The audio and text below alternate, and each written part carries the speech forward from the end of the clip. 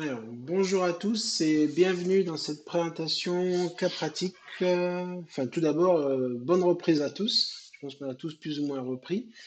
Et j'espère que vos vacances ont été bonnes. Voilà.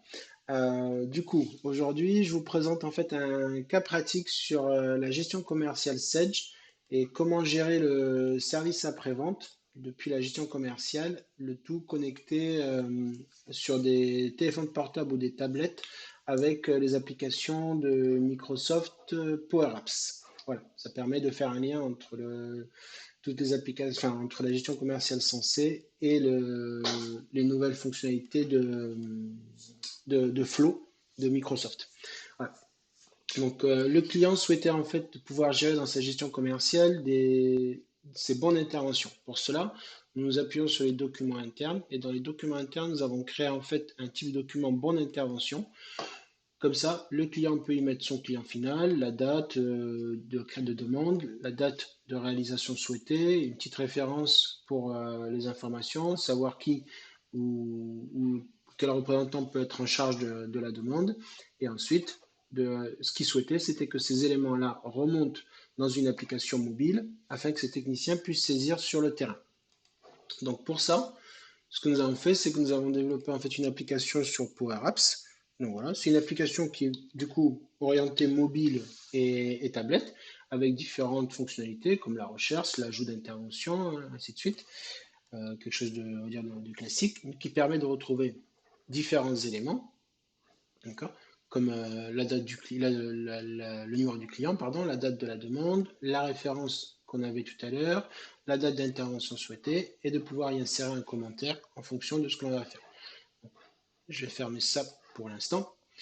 Du coup, donc, lorsque le technicien en fait se connecte à sa tablette, il récupère en fait les éléments ou à son téléphone portable, il récupère les éléments sur lesquels il est affecté. Ensuite, du coup, il va en choisir une, il dit OK, je la traite. Donc là, du coup, il va dire OK, soudure refaite et fuite stoppée, par exemple. Voilà. Il va demander au client de faire une signature, d'accord. Ensuite, il dit si l'intervention est finie ou pas finie.